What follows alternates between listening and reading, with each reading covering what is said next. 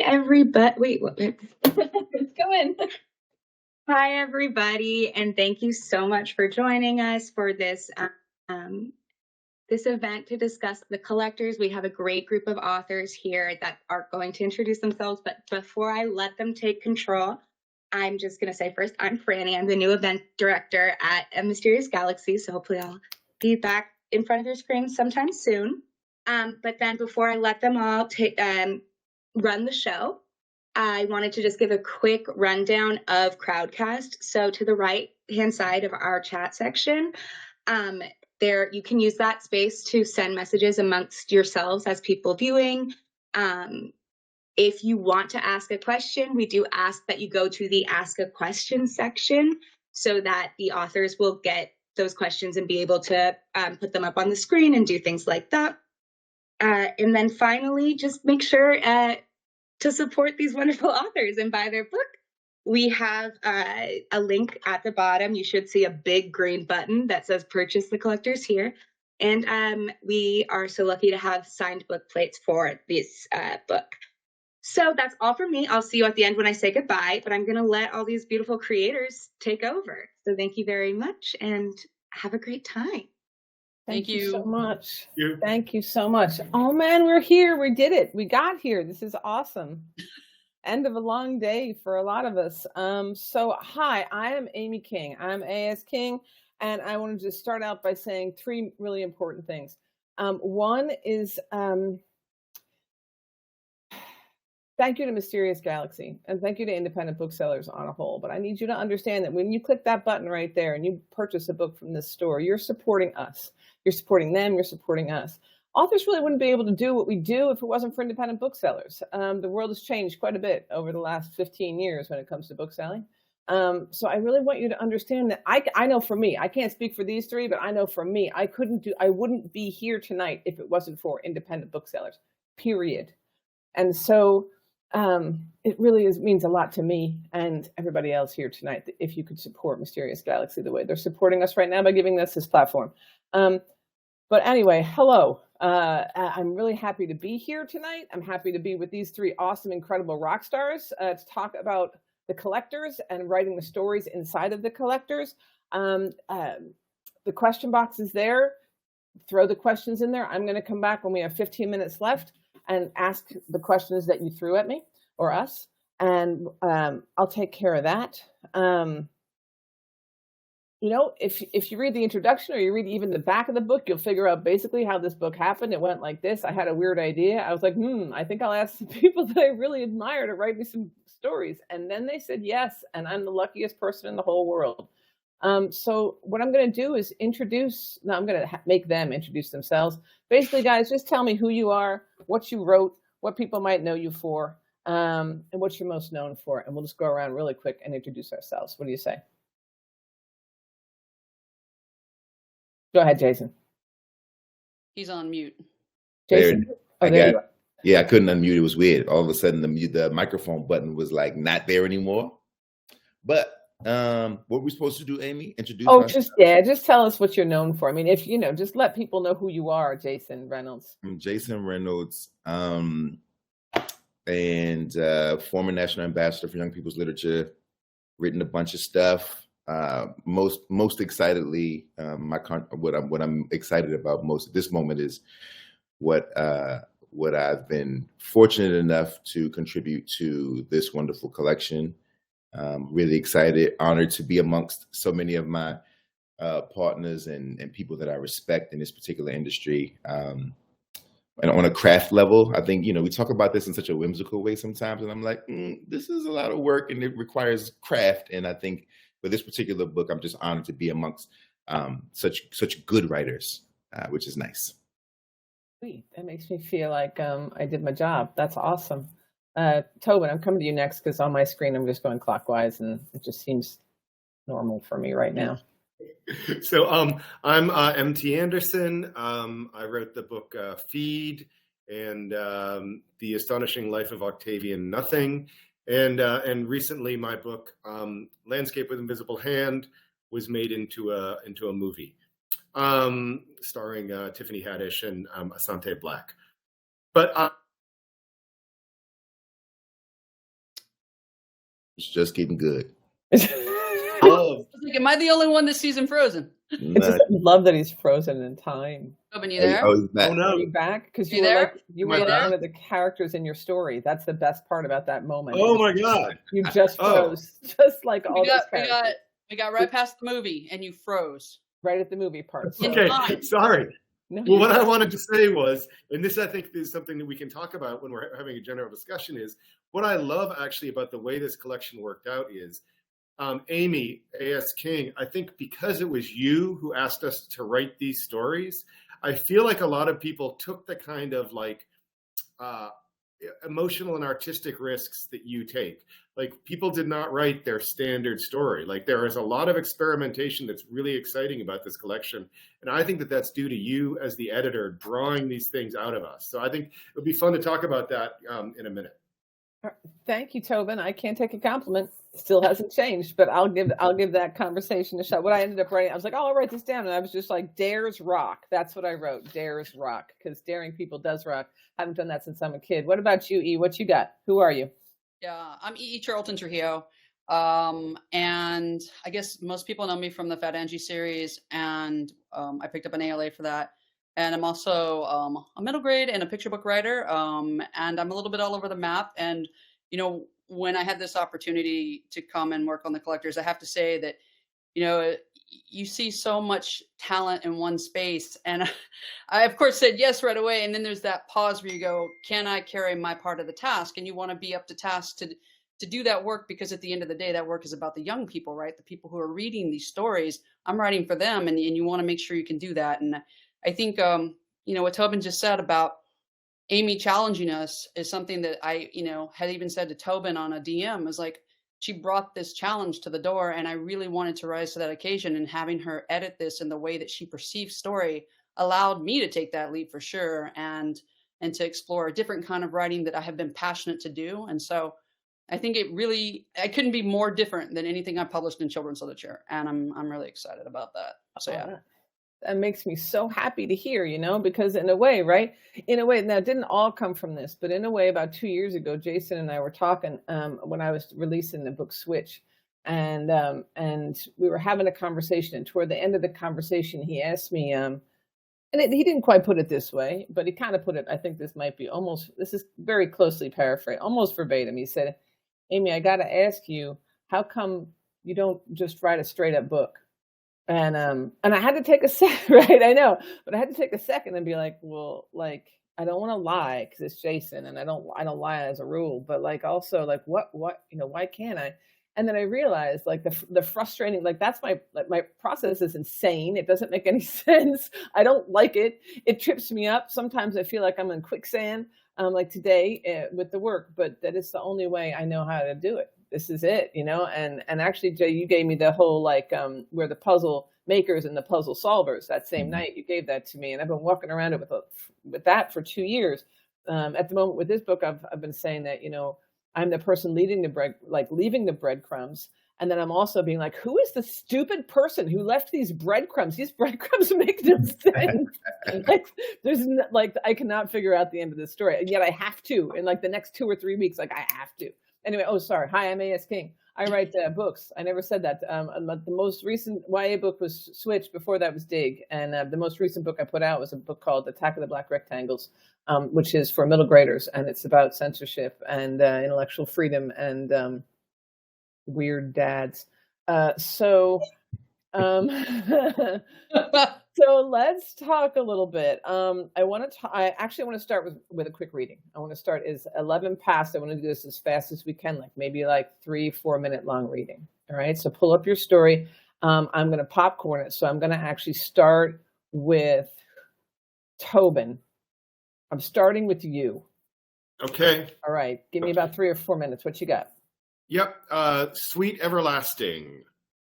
Shortly after the fall of the angels clattering down from heaven to the lake of fire, or maybe after the churning of the sea of milk, back when the world was just a soup of acids, humankind was created. And immediately, the demon Flaelfagor hated them. He hated the way they walked around on 2 legs and reached for things in trees. He hated the way the shrieking noises that they made when they were little larval screaming maggots.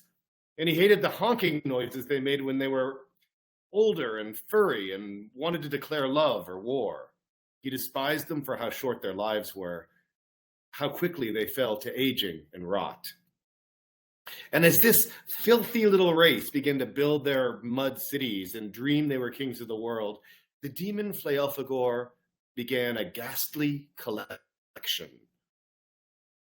through history and picked through the humans as they lived their tiny little lives and died. A child browsing through a box of pretty rocks, and every time he came across a human who thought to themselves, I wish this moment would last forever. The demon snatched them right up, froze them in time, and hideously gave them exactly what they asked for. Dun, dun, dun. Dun, dun, dun. Yeah, man, I love that opening. Here's my confession, and Tobin doesn't know this. So, you know, I'm here. This is where I work. I'm working on a novel. Everything's going great, but I'm also slow. Like, I'm also getting in these submissions, and like, I get this Tobin short story. I'm the only person, as far as I know, other than Tobin, that has read this story. And I get this, and I print it out, and I get it from my printer, and I put a little paper clip on it, and I stick it right down there on the left-hand side of me on the floor where I was working on this book. And it sat there for 4 days. And every day I'm like, I cannot believe I am not reading this brand new M.T. Anderson story. What kind of crazy person am I? But I got the deadline done, and it was the first thing I did. And I sat up here and read it. And oh, the laughter. What a story. It is terrifying and wonderful and everything I expect from you, Tobin. But yes, not to say like I didn't diss you because it was, but like it was weird to have something like that. Like sitting there, I'm like, how can I be walking by this? Like I have to pick this up and read it before bed, but it was just one of those times of life. Anyway, maybe I should have told that story. Popcorn brings.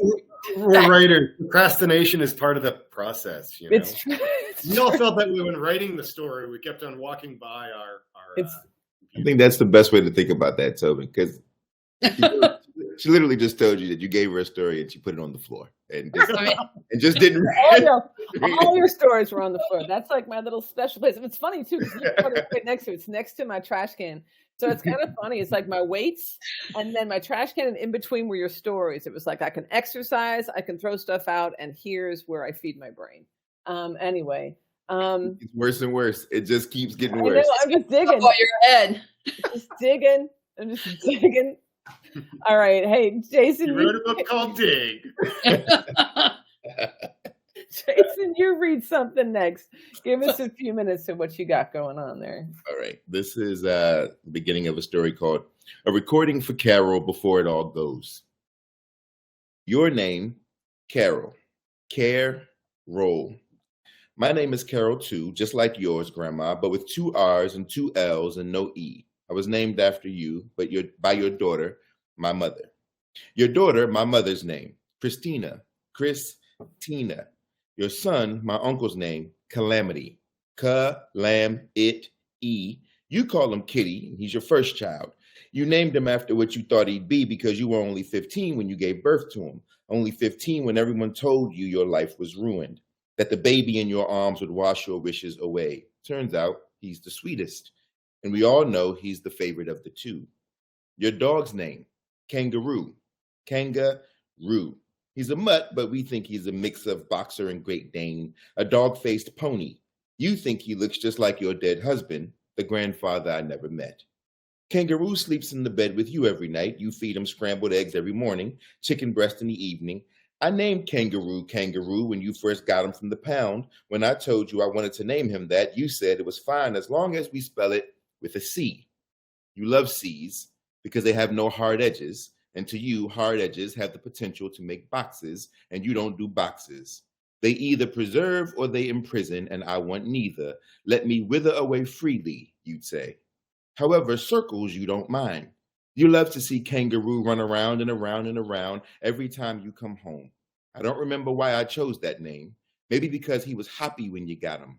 He was still young then. He's 12 now, which makes him exactly the same age as you in human years. So the running in circles, though it still happens, has slowed down some. It's more like a saunter, but the excitement to be with you hasn't dwindled at all. His tail still whips anything sad out of the way and clears a path for slobbery kisses. My father calls Kangaroo your third child. You call him your fourth, after my father. My father's name, Martin. Martin. You love him, but when Christina introduced him to you, you were upset his name didn't begin with C. You thought it might have been a sign he wasn't the one. That's what you used to tell me, but then you found out his middle name was Curtis, and that was enough. You call him Curtis, and he lets you because he loves you too.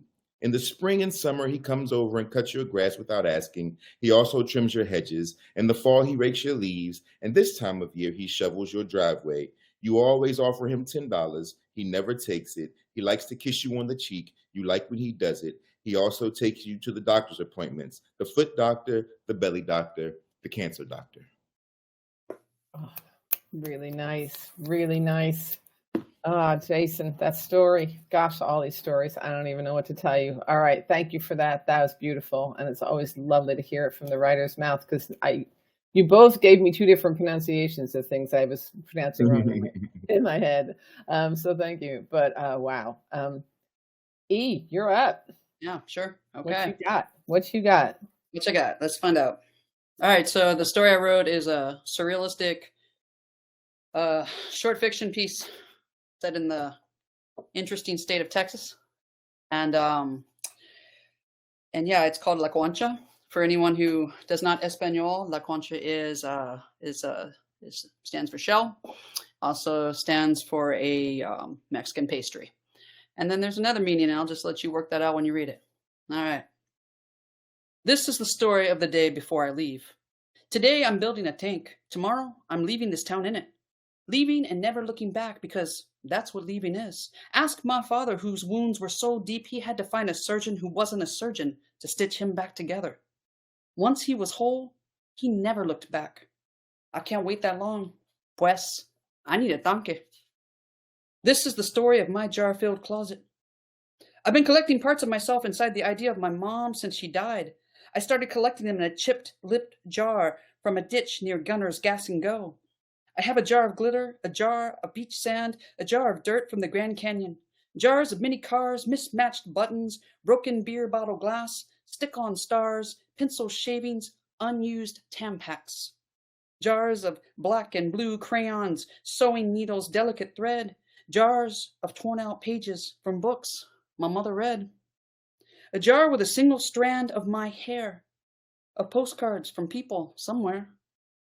A jar inside a jar full of fortune cookie messages. A jar of tears, a jar of laughs, and a jar of coins collected by my sister before she left. The more jars I stack in my closet, the deeper it grows. Now it's the depth of a football field. It's the only safe place in the house that is not my home. It would have been a dream closet for my dead mother, who always wanted more space but settled for less. She'd stack barbells on top of fragile ornaments, gourmet cookbooks on top of her abuela's handwritten recipes. Cardboard boxes of family photos buckled beneath wadded up bags of new clothes. One day, she shoved my father and me somewhere so far back that she forgot we were even there. I can't be like her. I have to protect the things I love. And it goes on from there. Nice. Nice. Thank you. Thank you very much. I'm going to throw out a page and a half of mine because I decided I should do that. So I'm going to do it. My story is called We Are Looking for Home. I don't have the right glasses. What happens when you get old, y'all? There we go. We start in the garden, of course. We start with our snowsuits on, numb cheeks, not frozen to the ends of our noses. We start dumb like everybody else. We start hungry. We don't know how to do what we do, but we do it anyway. We do it all anyway. These are the best years of our life. We go to school and learn things we will forget. We have accumulated trillions of memories between us, amassed tragedies, gathered all kinds of matter. Humans collect everything. We collect galaxies of information. We collect photographs. We collect the right thing to do in any situation. We collect the wrong things to do too. We are curators of joy and misery. We collect ourselves. We are dangerous. The only humans who aren't dangerous are the ones who are looking for home. No one can be dangerous when looking for home, or at least it's not a wise approach. Home is a big deal. Nobody can find it. Jasper Miller got close once, brought the photograph to class and showed us. 9th grade. It's home, he said. The picture was of cat litter. There was some cat shit in the litter. We mocked him for being so bad at humor, for being morose, for being cynical. We mocked him for his pimples and greasy hair. We were unstable compounds jammed into a test tube. We bubbled out and overflowed into Jasper Miller, every one of our fears. For any of us, home could be cat shit. We just didn't like to think about it. Jasper Miller didn't talk to us for a year after that. He learned to live without us. He pretended to be fine with it. Almost everyone pretends. That's why we can't find home. When the world fell apart, it wasn't the biology that started it. Nothing to do with atoms or chemistry, nothing to do with our pinky fingers getting smaller, nothing to do with the climate. It was psychology that ended us, poked holes in our brains until we couldn't function with each other, without each other. We are a team now. They ruined us. They salvaged us. We stick together. We don't care about home. We have too much work to do to worry about dumb things like home. We are afraid to be alone. Jasper Miller lives in the basement. I need the cold, he says. Jasper is a fantastic dancer. Jasper suffers from anxiety. Jasper suffers from imposter syndrome. Jasper suffers from being Jasper. Staying warm keeps my mind off everything else, he says. He does 3 pirouettes and then sits on the floor to stretch his hamstrings. Jasper Miller wants to know what it's like to have friends. We read him page 1 of the Us handbook. What's most important is being liked and popular. Every time we read it, Jasper says, sounds like bullshit to me. We shiver. Jasper is the only we that can me. He is a he and not an us. And while he is part of our we are never our own. Jasper is. I'll leave it there. So, this is cool. I'm going to ask you guys a question. And it's kind of a big question. It's got a bunch of different little tangents in it. So you pick whichever one you like, I guess, right? I don't want to talk about what was the process of writing your story, because we all write different ways, right? But that could be depending on how you did, how you approached it. What was the process? And what was being asked to be weird, being asked to let go of conventions, being told honestly, you can do anything here, anything you want. What was that like? And did it affect the process, and how did it affect the process? I'm going to popcorn it and go for Tobin, because he's been quiet for the longest amount of time. You did me before, you and your popcorn.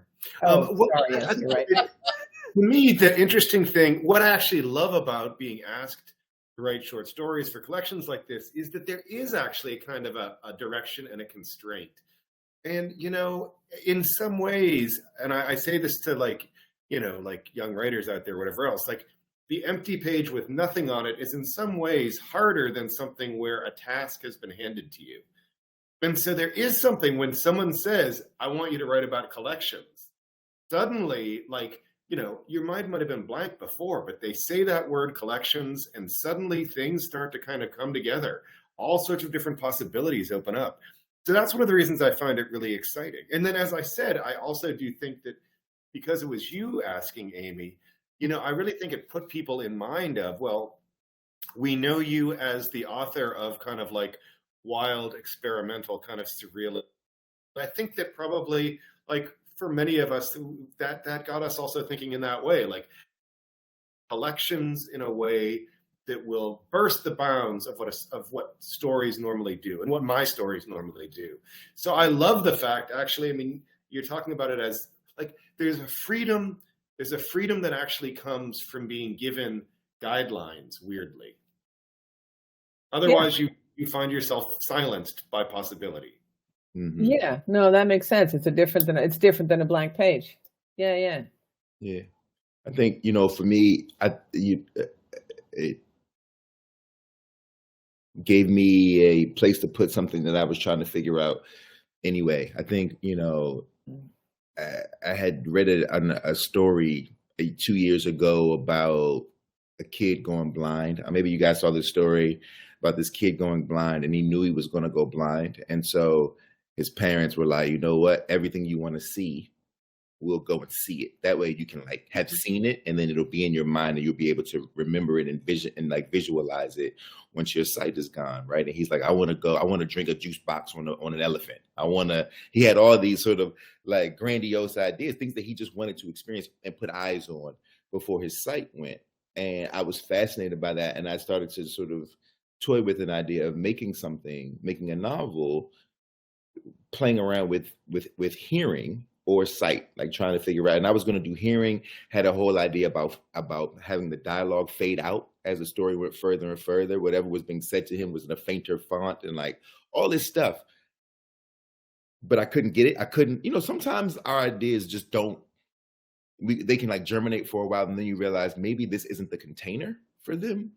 Right, which is frustrating because we want to kind of force it into whatever mold, and we believe that we can do that, and sometimes we can, and sometimes we can't. And I think for me, this situation and this opportunity was like, oh, okay, I can sort of interpolate this and turn this into a short story and play around with the idea of fading and time sort of slipping and collecting memories, right? Which is what they were doing for the child. And so in this story, this child is doing it for his grandmother who is fading in certain ways, and so it gave me a freedom in that way. It unlocked something in an interesting way.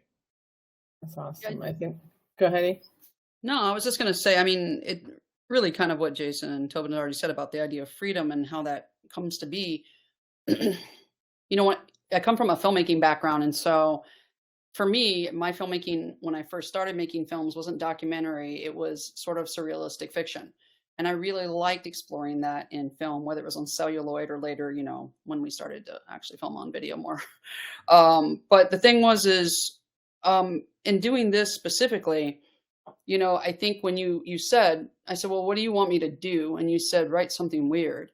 And there was like a horror that like swept over my body. And you couldn't see me because we weren't on FaceTime. So I was kind of glad, because it's like, for me, there's so much about the world that is weird, and some of it is really beautiful and some of it's really ugly. And I think what I started to really feel like is, wow, this is a place where I can finally write in children's literature, something weird, something that is surrealistic, and something that explores trauma and perception of trauma and young people as they go through that. A little snippet I read, just begins that part of categorizing. How do we see people? This is the story of this. This is the story of that, and as we move through, you just sort of build that together and you say, well, it's the story of what and who and how do we see them? And I think there was, as much of the freedom it gave me, once I just settled down, I thought, wow, I can really say what I think in a lens that I hadn't done before. And I thought, I'm free now. Like it was a freedom that says, now I feel that I can write those novels that I want to write now that are surrealistic. And so I'm just, this has been beautiful. That's great. I didn't know that. That's wonderful. Oh, I'm so happy to hear that. It's funny because I started writing my story, and of course I had stories coming in on the floor, as I've mentioned, and they're coming in, but then I would work on them, then they'd come up to the table. Well, I had this weird little, ritualistic, I'm a Virgo rising. I don't know if that means anything. I think it balances out my Pisces, that's for sure. But like, as all that was happening, I'd started my story. So I'd written the beginning, and I was like, I don't know what this is about. I have no idea. Like, who's this Jasper Miller kid? And what's this we and me? And like, why is it coming out in we? And then I thought, well, Amy, like, it's the collectors. You're like, that was the point, it's supposed to be about a collection. And you ended up writing from a collective. And I'm like, oh, that's weird. It's very Borg. As you can tell, I'm a bit of a Star Trek person. So it's very Borg and strange. But then also, what's the thing about the Borg? What's the thing about a collective, right? And what's the thing about sort of, what's the scariest thing I can think of? And for me, when I was a teenager, and even now, the scariest thing I can think of is a collective of peers who are normal and who want you to fit in that box, right? The box, that's I suddenly like round letters too, right? Like, it's like, I never really fit into a box, and I never, it took me a long time to get published because of that. And it definitely, even in my just regular stuff, I always felt like I didn't fit in, right? So then I started writing this story, and I was like, here's the funny part. I'm like, all these guys are bringing me great stories. I don't know what's this. I don't know where this is going. So I just kept writing. And much like this book, most of the story ended up on the cutting room floor, But eventually I realized it was about, honestly, like most of my work, I was working out some stuff inside myself, and that I was working out my inner thoughts, which is what that collective actually turns into in the story. So that collective gets more and more impatient with Jasper Miller, and more like they target Jasper Miller, but in actual fact, they're your inner thoughts that target you. And that's, that's what I was working on at the time. So I don't know. It was the oddest thing to say, oh, hi, I'm Amy and I'm the weirdo. You guys write some weird stuff. Then you out weirded me. And I was like, oh man, what do I do now? So then I wrote this book, and we'll talk about that eventually. But first I want to talk, I don't know, I didn't ask you guys when we were in the green room, so I don't want to catch anybody off guard, but did you bring some show and tell stuff for me? Did you bring me a little something? Even if it's just in your head. I don't know, like, if you've got a collection to tell me about. This time I will not pick Tobin first. I'm going to actually pick E first this time. Okay. I'm sorry, Tobin. Like, you're not the first Colonel this time. No popcorn for you. No popcorn for you this first time. You're going last this time, Tobin. I got the message, okay? But E, do you have any, like, can you tell me about a collection? Because I realized at this point, like, even the collections we listed at the end of the book, we all have a few more of the thing. We have way more collections, I think. Yeah, I thought about that. And, right now I'm in California, so I'm not home with my collections. I was like, so I could do show and tell, like I'm really going to school right now. But, I started thinking about it, and like, I spend a lot of time, if anybody knows me, I'm always got my phone out, not because I'm talking and texting, but because I'm taking photos, or I'm picking up things on walks, and I tend to bring things home. I mean, these are healthy things to bring home. Obviously, I'm not bringing anything really strange in home. But the idea is, if I'm postcards or someone's ticket stubs, I open books a lot at like thrift stores, and people will leave little slips of notes or things inside. And I take a photo of it. I take a photo of the book, and then I pull that out, if it feels good, and because I'll buy the book, whatever. But the idea is that there's story all around us, and it's all around us all the time, everywhere. And I think I collect story, through these little pieces, and kind of assemble it together. And I think when I was younger, I had read something about Ray Bradbury, and his office was just full of things, that inspired him. And I think a lot for me is I might see a postcard that says, why not?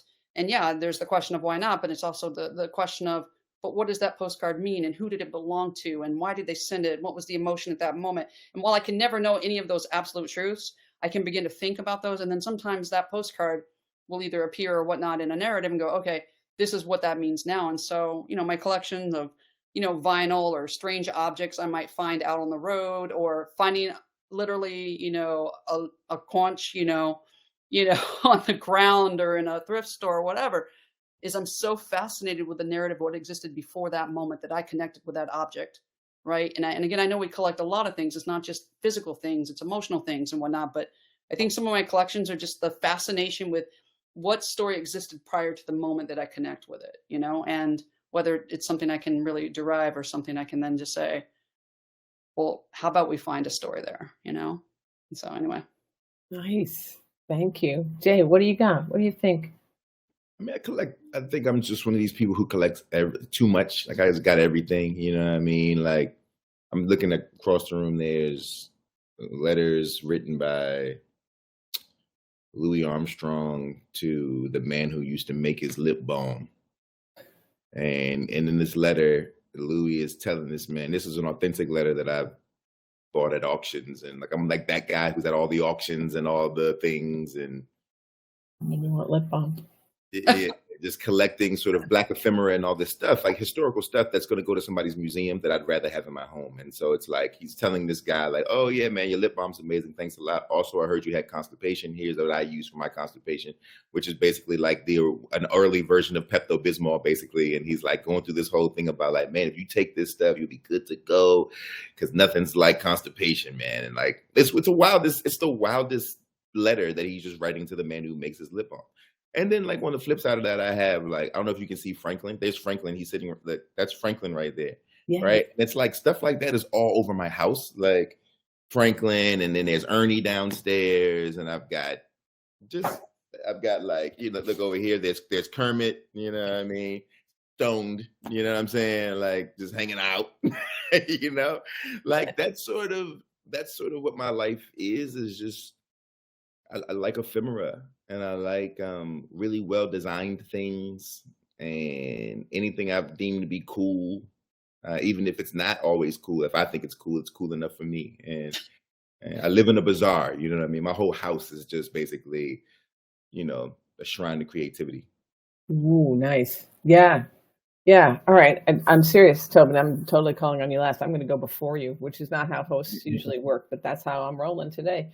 So I was going to talk about my boys with squirrels, but I did that last night. And so I'm not going to. Instead, because I have Jason and Tobin here, and just because you're just going to be impressed. Although I know if I'm correct, I think if I'm right, you're a baller as well, right? So like, I keep this around, like, and this is how I think, you know, like when I stand in front of that board, I think, you know, because this is just like what I do, right? But I've been cleaning out my attic lately, right? So that's a really interesting thing to find. The weird stuff you collected since you were 10. Like, what did I choose to save, right? And there's some stuff I'm just happy to throw out.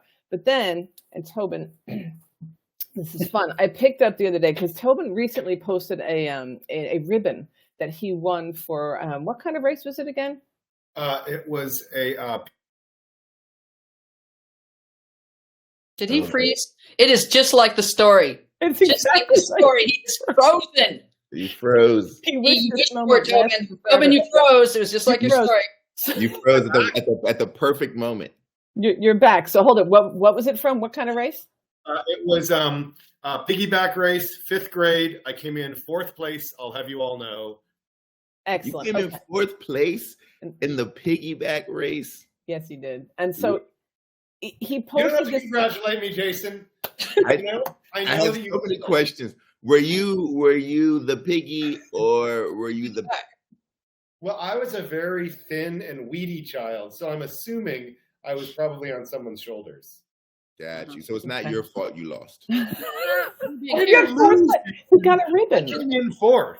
Were there 4 people or 5 people, 6 people?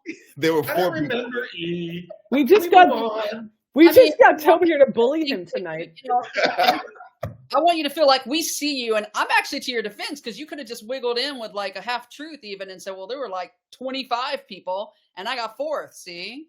Yeah. So anyway, I found a stack of 1st and 2nd place ribbons, mostly 1st, because I'm not gonna hold back. For once, I'm gonna tell you the truth. And because you're here, Jason, these were my track ribbons, man. I was the runner. I was so fast when I was in 4th, 5th, 6th grade. It was awesome. But That's then awesome. I also in the same space found my 3 hard-earned trophies. One was from a tournament and everybody got one, if that makes sense, right? So that was like rare in the 80s, but that's fair. But I had 2 that were for rebounds, right? And I use that a lot for aspiring writers who aren't published or aren't, you know, getting an agent yet. And I'm always like, listen, man, that board, when you are under the basket, those boards are yours. That ball is yours. You get that ball. And if you don't get, you know, you'll do everything you can. And then I explained my 500 rejection letters and my 15 years, my 8 novels and all those things that I did. But I kept my eye on the boards. And then every time I rebounded, eventually one went in. But then I found this one. And now I keep this on my desk because for ages, I'm like, what the heck am I going to do with these trophies? It's a dumb thing to have, right? Martha Brokenbrough said, hey, give them away as prizes. I'm like, I guess maybe. But I found this one. This is from my graduating year in 1988, and I was most improved player. And I keep it on my desk so that I can remember that I can always improve. I will always improve. I'll always get better.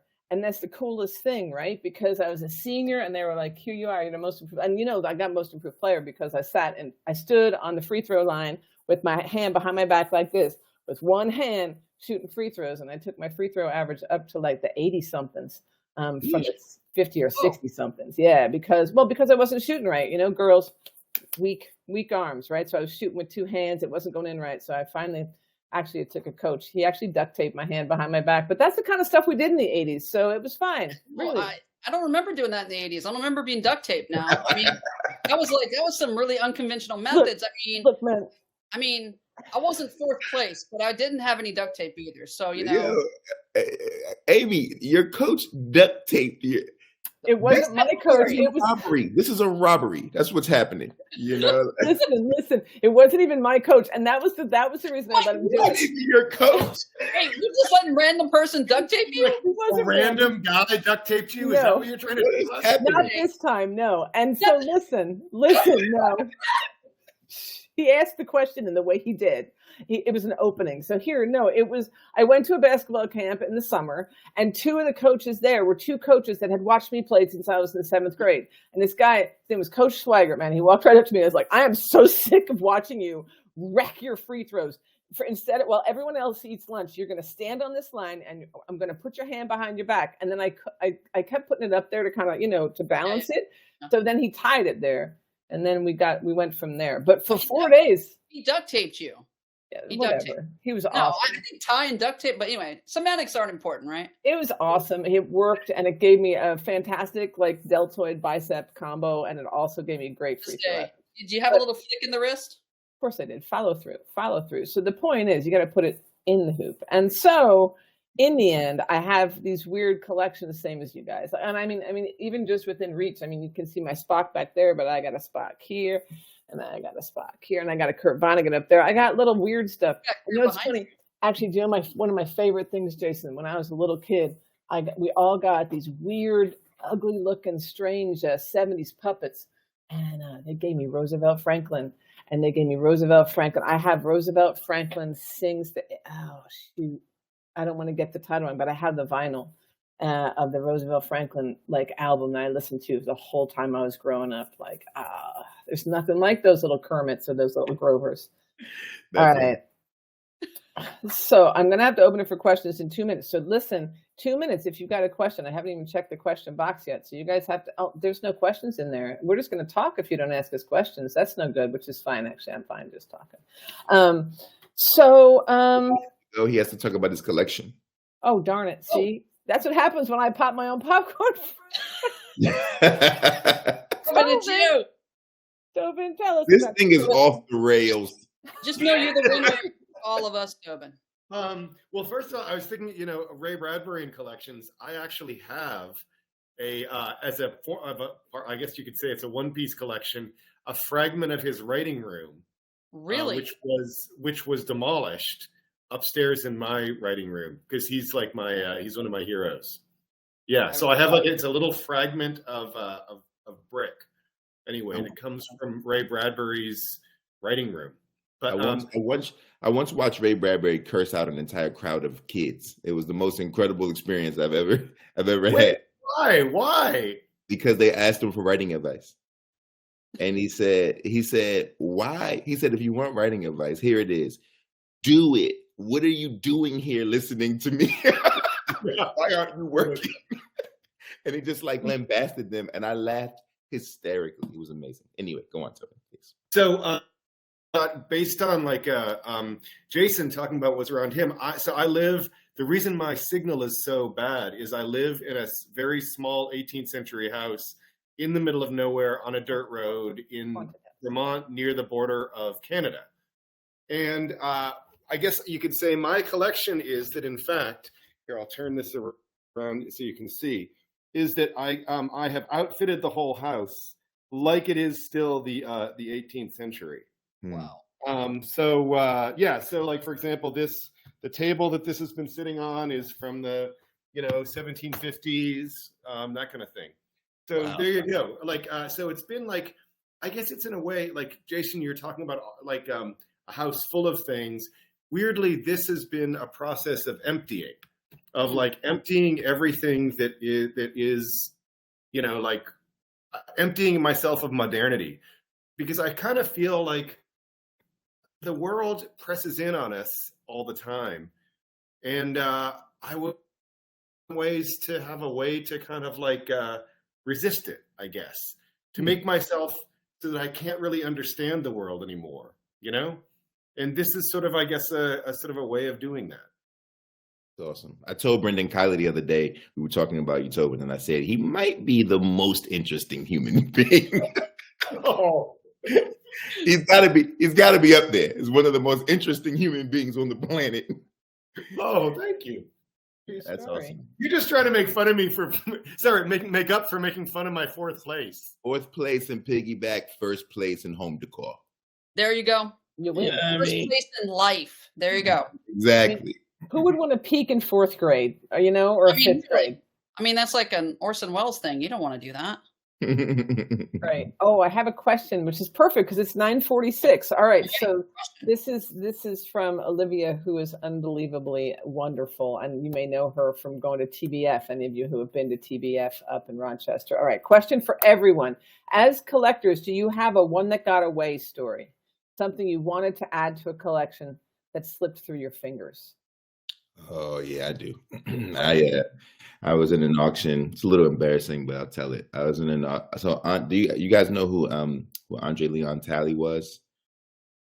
Andre Leon Talley was a one of the, basically when Vogue and all these fashion magazines were getting, when they were, you know, really at their height, there weren't many black people working, right? Naomi was modeling, of course, and you had like the models, and then you had this young black man from I believe North Carolina who ended up becoming just like this icon, this fashion icon. He was like a muse, and he was sort of the right hand of the editors, and he eventually was an editor in chief himself, and just was amazing at the time when like all of that stuff was really at its height, right? The supermodels and all that stuff.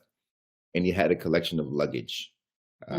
He had a collection of luggage that they were auctioning. He died broke, and they were auctioning off all of his stuff. And I was like, if I could just get my hands on a collection of monogrammed luggage.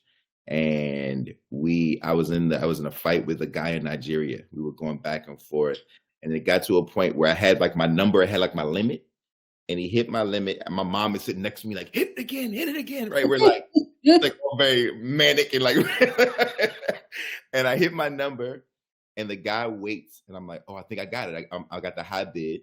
They said, going once, going twice. And he banged the gavel, and once the wood touches the wood, the guy chimes in the very second. And they're like, oh, one more bid from Nigeria.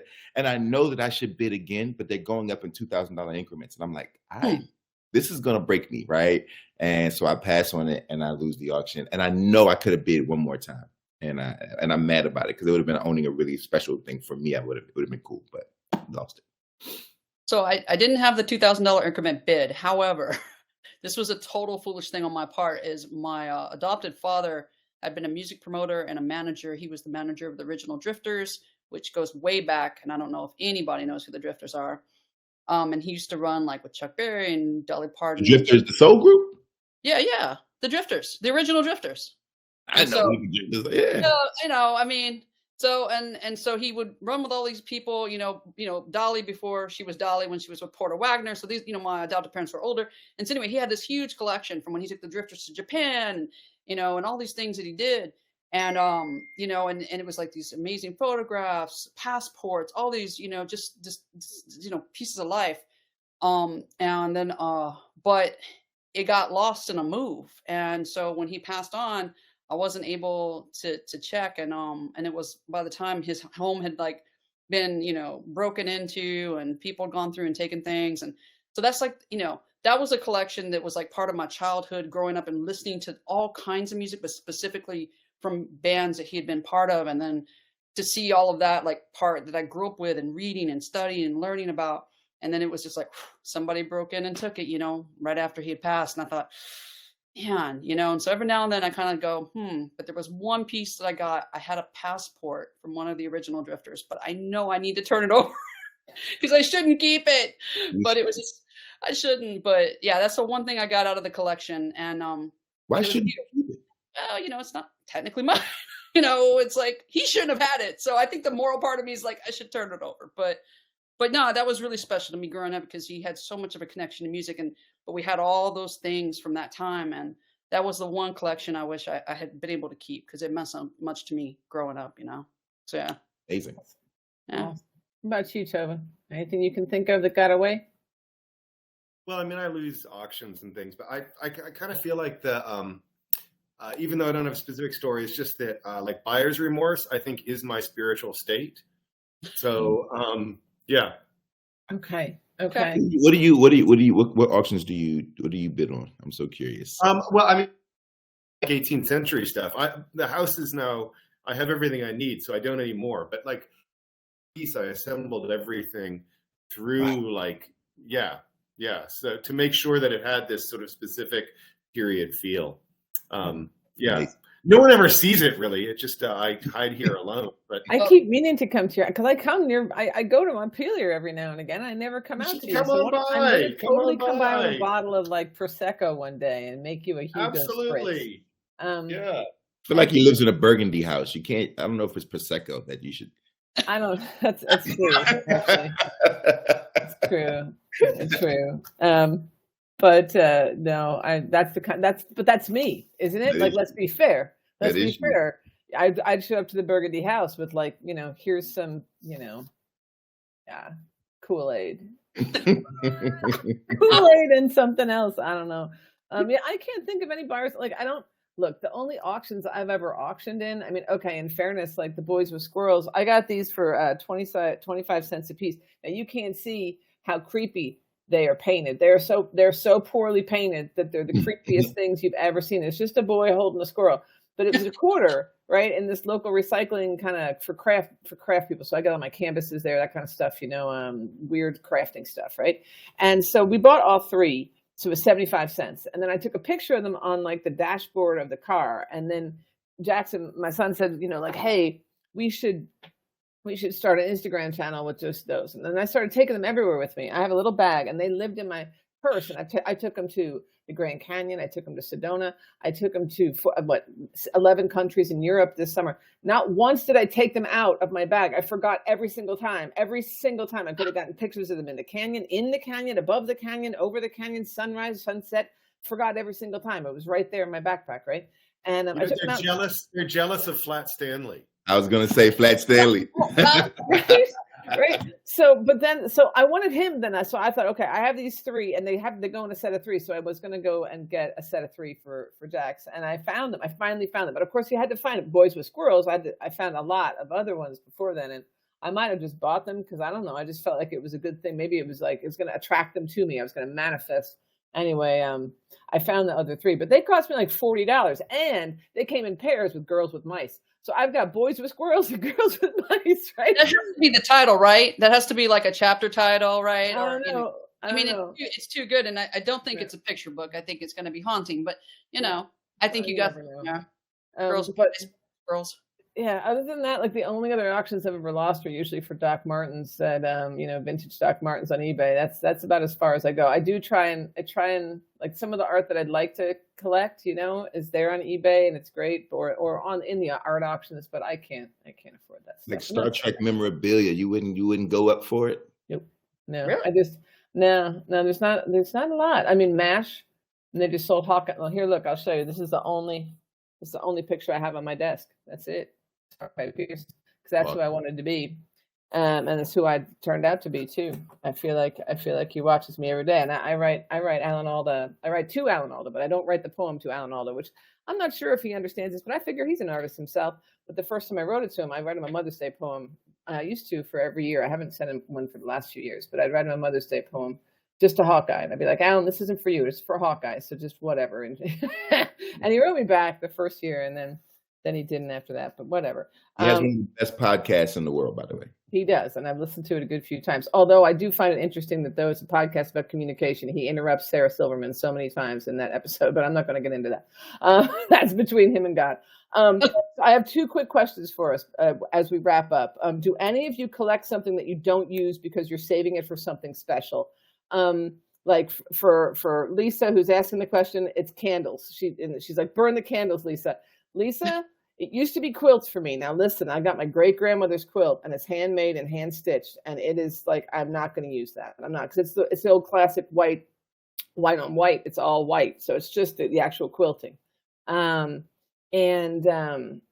so, but I started to use the other quilts. I was like, Amy, why would I save this quilt for my great grandmother? There's the other there's no point. So I started using those. And I started using something else recently. I can't remember what it was, but yeah, somebody made me see sense on that question a long time ago, and I stopped saving weird stuff. What about you guys? For me, it's comic books. I have certain comic books that I don't know. I keep them sealed, and it's really hard though. I'm getting to that place now. I'm like, it's time to let it go and actually read them. Then I'll go to the library or go get them in another shop. But yeah, I have some comic books that I keep that I'm not really ready to open, which is super nerdy, I just realized. But yeah. For me, it's Madeira, which is like a port wine, basically. And I've been collecting it for a long time, and I've been drinking it for a long time. But I've got some pretty aged bottles that I should just drink. But I'm just like, I'm just because you can't get it. I'm so nervous. I'll bring it to Tobin. Tobin, we'll have that when I come to your house. Perfect. But for me, I think the weird, I deeply love music, despite the fact that I am unmusical myself. Is that like my favorite pieces of music I don't listen to because I don't want to ruin them by having heard them. So I know it would be super moving, but I don't. So yeah, it becomes a weird binding problem. That's weird. Tobin, that is so weird that I feel so much better for being a nerd. That is such a strange thing. Right after I said, did you just say that in front of everybody? And then now I'm like, Tobin helped that whole moment for me. Thank you, Tobin. I got to tell you, though, I haven't listened to Beyonce's new album. It's great. I'm saving it. And don't forget, because I wasn't like here, it's amazing, right? I'm still why are you saving it? Well, you see, you got to remember, I'm still catching up on the 90s, right? Because I didn't live in America. So I just discovered Fugees like 4 or 5 years ago, right? I can't say discovered. I knew they were there, and I'd listened to Miseducation, Lauryn Hill, but I'd never done Fugees. And then I found, do you know how cool it was to find Fugees when I was like 47 years old or 48? Cool. That's cool. Oh, that was good. But I didn't save him on purpose. Like Tobin's clearly, there's a problem there. I mean, what? Have you been doing that since you were a kid, Tobin? Were you like the kid in class who was like, no, I can't hear it because it's so beautiful? Yeah. Well, I mean, it was worse when I was a little kid. We still had records, and records are. I mean, there is a really disturbing like mortality element to a record because the more you love a song, the quicker it wears out. True. So like it almost like begins with that. It's but then it's used to it then, and it's not as powerful. And it's become a kind of a weird thing. Like I have to like ritually listen to my favorite things if I'm going to listen to them at all. Otherwise, I stay well away from them. Wow. I think that is so cool. I also find that I don't know if Stevie Wonder can be ruined. No. I don't know if Nina Simone can be ruined. Like, I don't know. Maybe. I'm just telling me that at the end of my life, I'm going to look around the hospital room and be like, God damn. All that